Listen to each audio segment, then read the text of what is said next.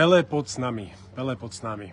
To včera zaznievalo v Bratislave a musím sa priznať, že mi trošku trhalo pri týchto pokrikoch kutikom na tom propagandistickom pochode za dúhu, ktorý mal absolútnu podporu všetkých médií, všetkých opozičných politických strán, mnohých mimovládok, ako aj jednotlivcov, ktorí sa síce tvária, že sú proslovenskí a že im záleží na budúcnosti nášho krásneho domova Slovenska a na budúcnosti našich ďalších generácií, ale ich počínanie napovedá niečomu úplne inému.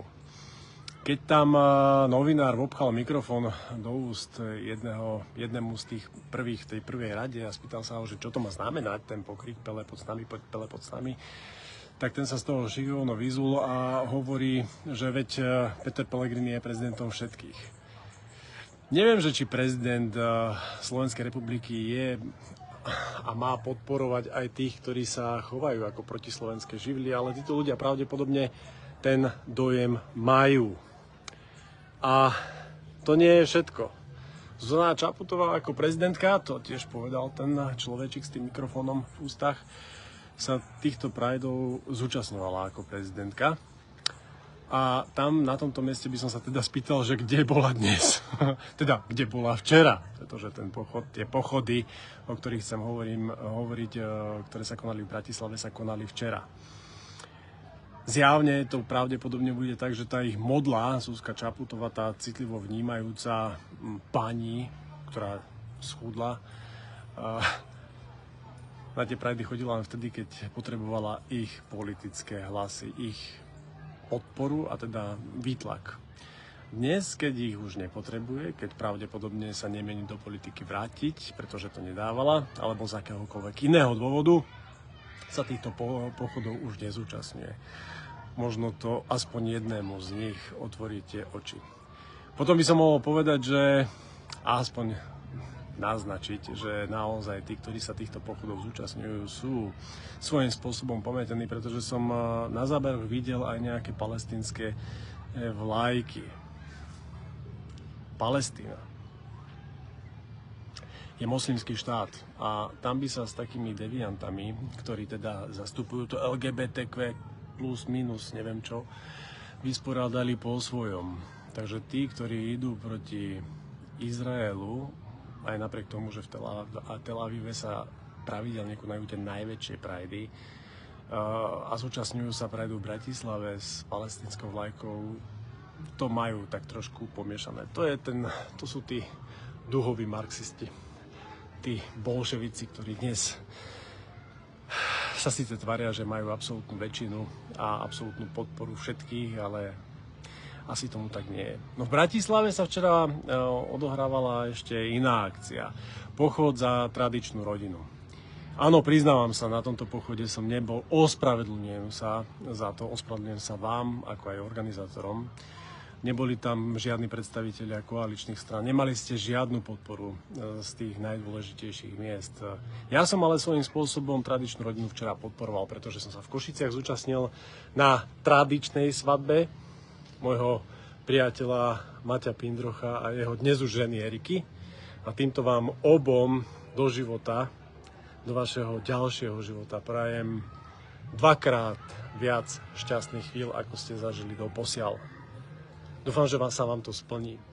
A čo sa týka dnešného dňa, dnes je nedeľa a ako môžete vidieť, som pri Zemplínskej Šírave so svojou rodinou tu z východného Slovenska, ale aj zo Spojených štátov amerických.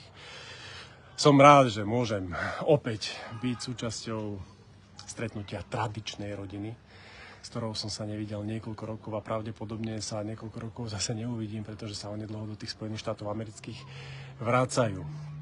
Navštívili sme tu na Zemplínskej Šírave penzión Salaš, kde môžem povedať, že 100% zastúpenie v tom penzióne mala len tradičná rodina. Mám všetkým ostatným, milí priatelia, odporúčam tento Salaš navštíviť, pretože okrem toho, že tam bolo veľmi príjemné prostredie, veľmi príjemná obsluha a obklopení budete len tradičnou rodinou, žiadnou dúhou, tak tam ešte aj fantasticky varia. Špeciálne by som chcel pozdraviť, ale 2 stoly. jeden stôl, ktorý bol v podstate susediaci, tá tradičná rodina, ktorá sedela vedľa tej našej.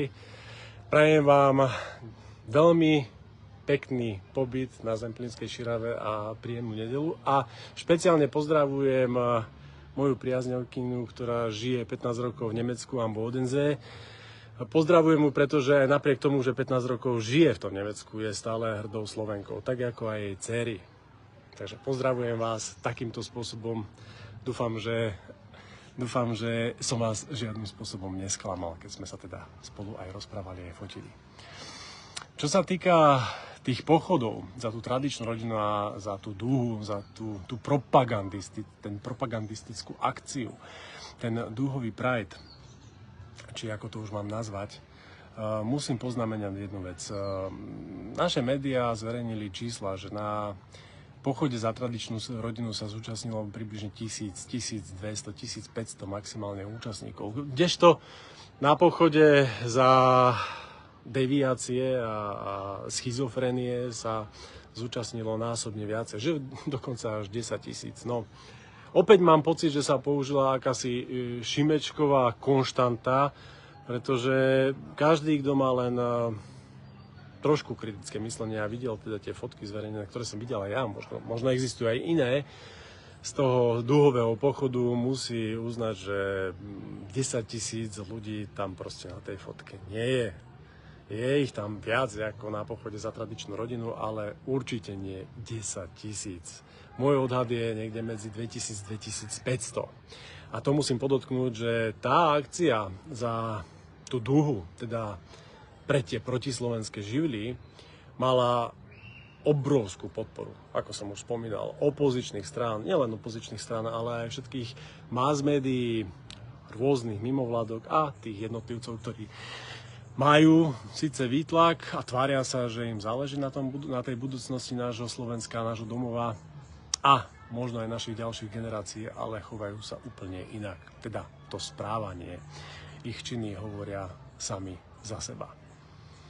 Týmto by som sa asi s vami dnes v nedeľu tu zo Zemplínskej Širavy, ktorá je naozaj krásna, také naše malé slovenské more, rozlúčil, pretože sa idem venovať svojmu synovi. Idem sa venovať svojim sesterniciam, ktoré som naozaj dlho nevidel. Idem sa venovať aj mojej tete, môjmu Jovi, nielen teda tu z Košic, z východu, ale aj zo Spojených štátov amerických. Takže vám všetkým, ktorí dnes a teraz ste online, prajem príjemné ďalšie prežitie tejto peknej nedele. Buďte so svojimi blízkymi a užívajte si ich prítomnosť. Majte sa.